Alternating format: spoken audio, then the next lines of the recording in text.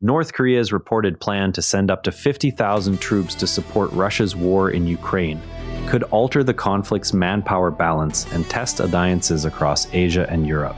This is Omni View, episode 145. Intelligence agencies report that North Korea is preparing to send up to 50,000 troops to Russia. The move would add significant manpower to Russian forces already engaged in the war with Ukraine. Military experts have questioned whether the deployment would shift the overall course of the fighting. The reported figure represents a substantial commitment from Pyongyang at a time when North Korea faces its own economic constraints and international sanctions. No official confirmation has come from either Moscow or Pyongyang on the exact timing or composition of any such force.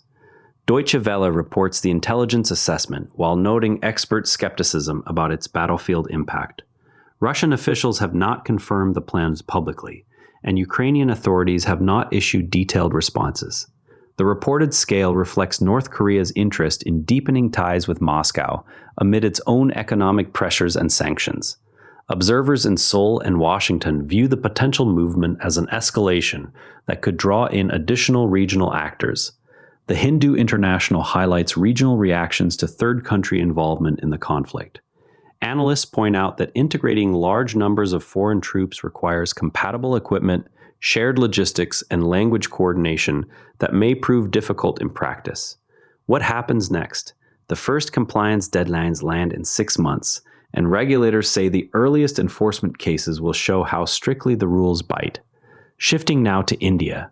India has instructed state and private refiners to prepare for higher liquefied petroleum gas production.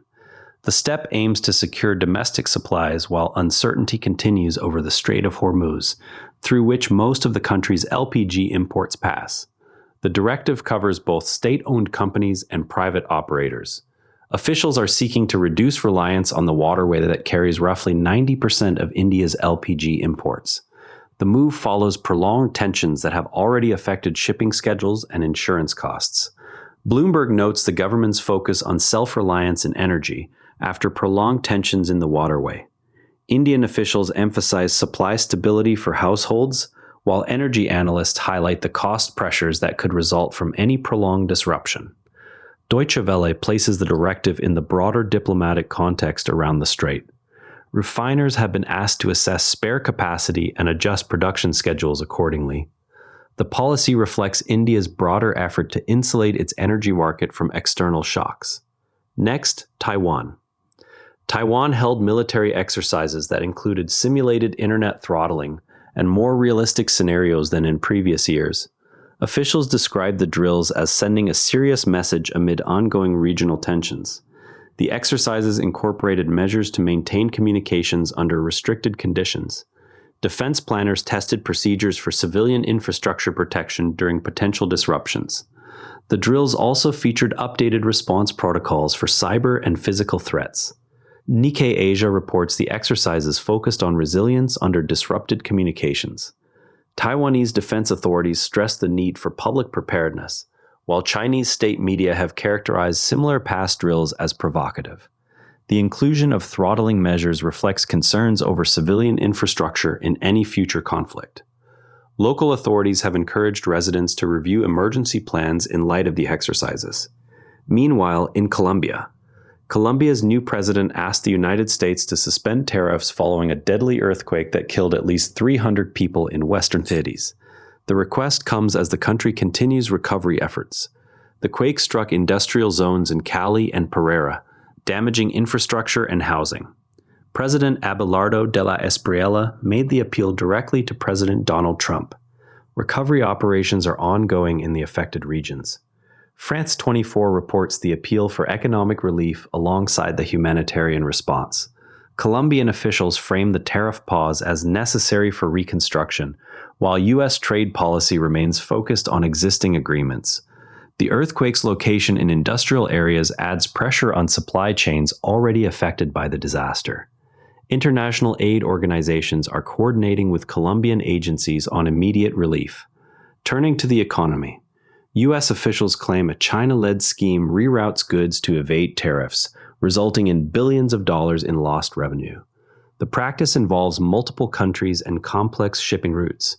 Treasury Secretary Scott Bessent has described the operation as the Great Transshipment Scam. The scheme reportedly uses intermediate ports and relabeling to disguise the origin of goods.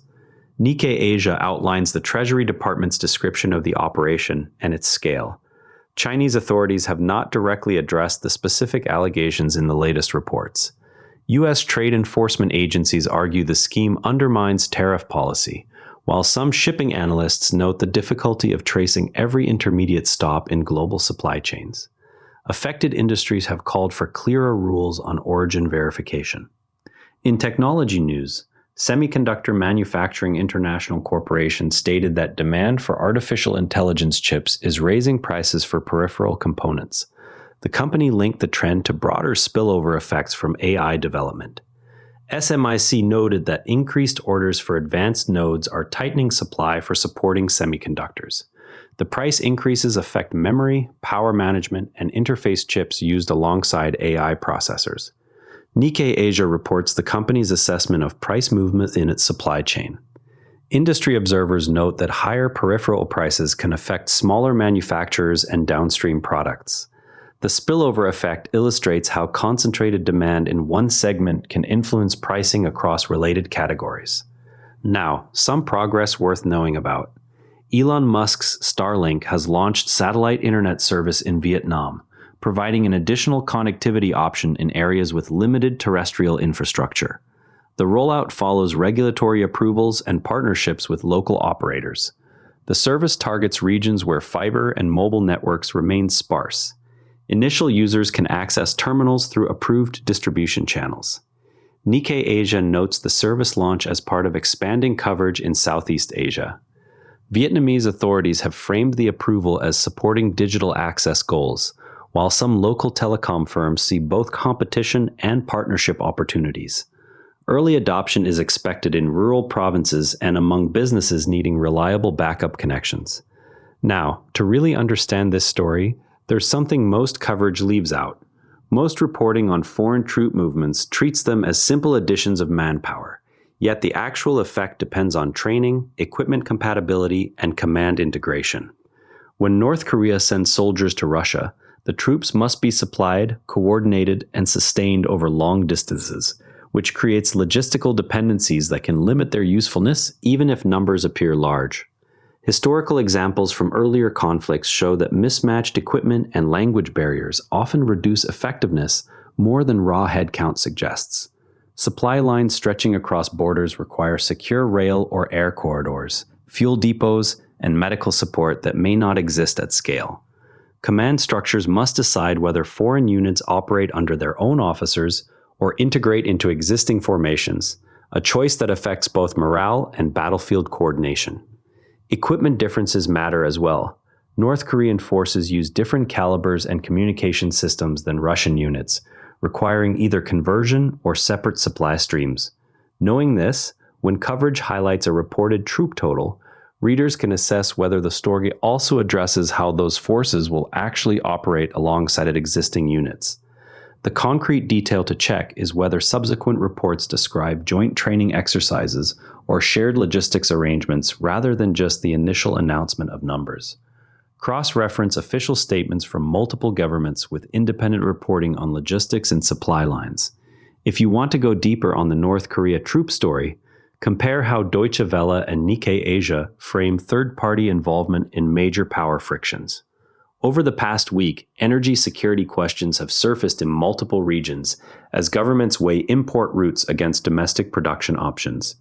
Regional military exercises have also drawn attention for testing communications and infrastructure resilience under stress. Trade enforcement actions have continued to highlight challenges in verifying supply chain origins across several trading partners. Tomorrow, watch for further updates on recovery efforts in Colombia and any responses from trading partners to the U.S. allegations on transshipment. That wraps up today's Omni View. Remember, the best informed people read more than one perspective, and the calmest ones know that most days, somewhere, something is quietly getting better. For full source links, check out today's written briefing on the Omni View Summaries page. Share this with someone who values fair coverage. See you tomorrow. And if you'd rather watch than listen, find us on YouTube at Nara Network. Links in the show notes. One more thing. If you like today's episode, our sister show, First Principles Daily, is worth a spot in your feed. Reasoning from raw materials, not analogy, on the breakthroughs that actually cut cost. It's one of the Nara Network's daily briefings, all free at naranetwork.com. New to the network? naranetwork.com, start here, picks the right daily briefing for you in about 2 minutes. This episode used AI voice synthesis of my voice. Editorial selection and analysis are my own.